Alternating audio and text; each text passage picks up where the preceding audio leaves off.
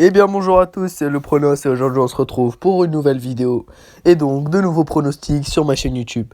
Alors pour ceux qui ne me connaissent pas, le Pronos c'est une entreprise spécialisée dans les paris sportifs et plus précisément dans le domaine du tennis. On essaye de vous lâcher des pronostics tous les jours. On fait du mieux qu'on peut pour être en bénéfice à la fin du mois. Donc voilà.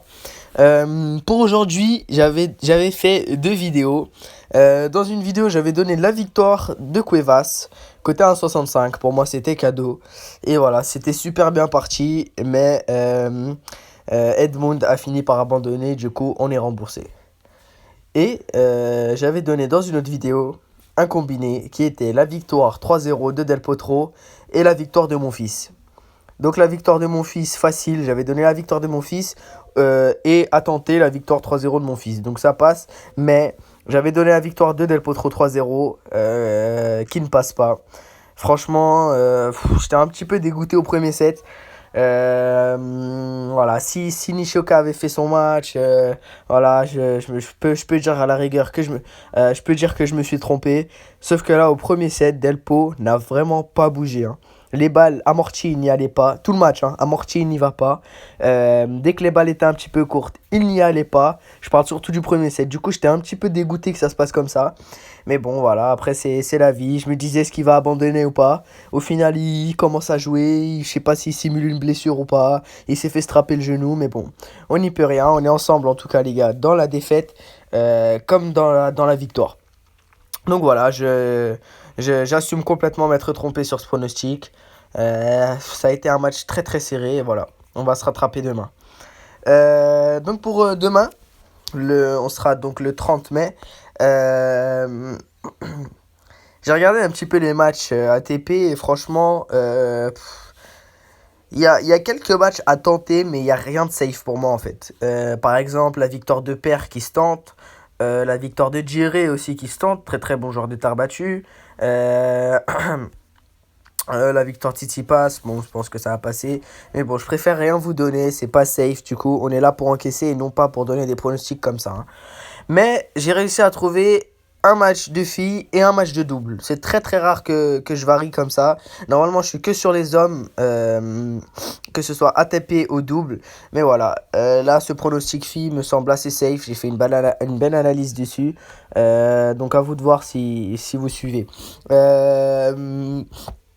Donc c'est parti, hein. Je vais juste commencer par le match de double. J'ai pas fait une grosse analyse donc parce que franchement,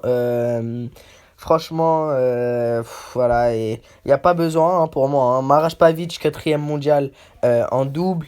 Ils ont 16 matchs sur terre battue, seulement 4 défaites. Ils viennent de gagner un tournoi à Genève assez facilement. Ils affrontent une paire française, voilà, qui a bénéficié d'une wildcard en simple. Du coup, ils ont pu rentrer en double. Ils sont assez bons, hein, les Français, Ben Chetrit et Blancano. Mais voilà, je pense que ça manque d'expérience, hein.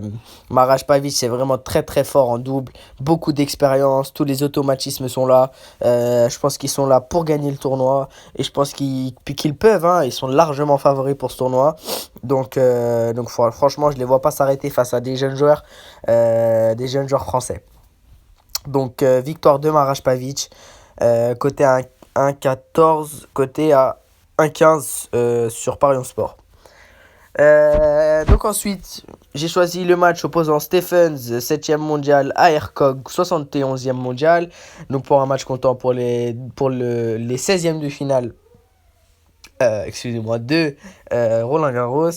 Alors, on va commencer par Stephens. Stephens, 7ème mondial, elle a un bilan en simple de 16 victoires et 9 défaites, avec 10 tournois disputés.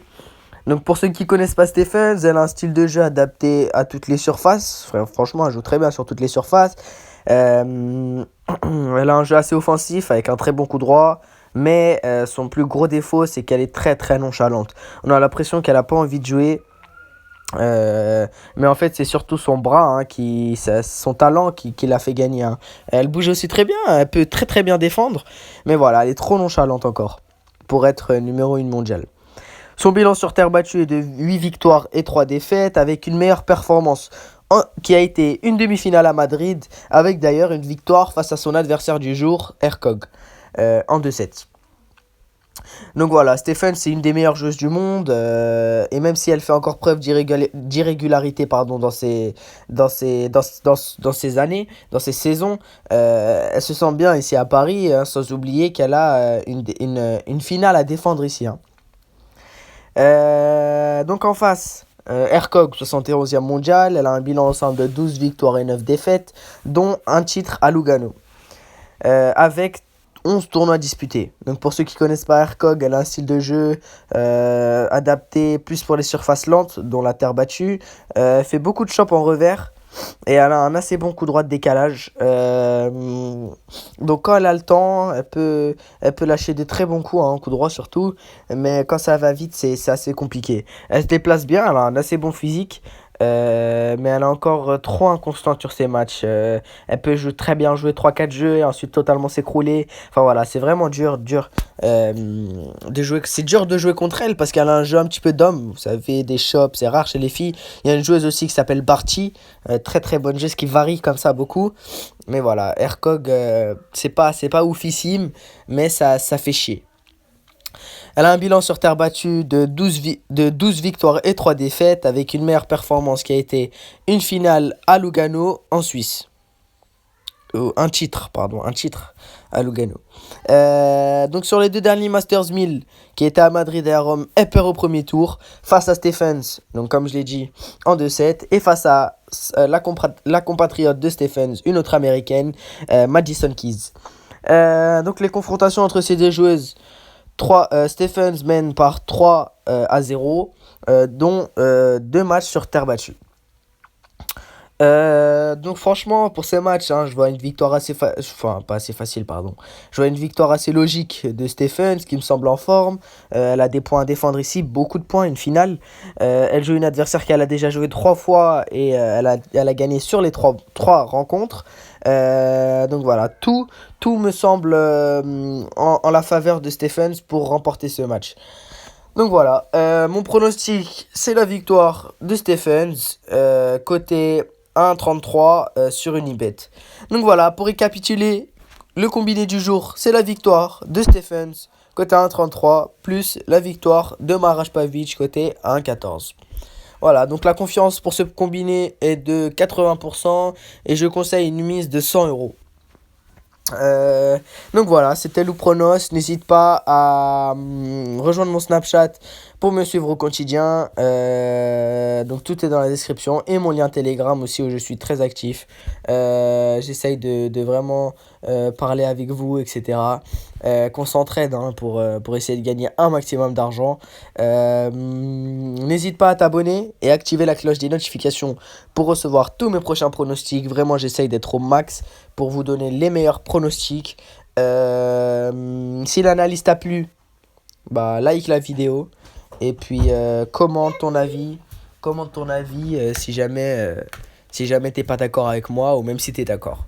Voilà, c'était Lou Pronos et puis je vous souhaite une très très bonne soirée et de très bons matchs demain. Allez, c'était Lou Pronos, ciao ciao.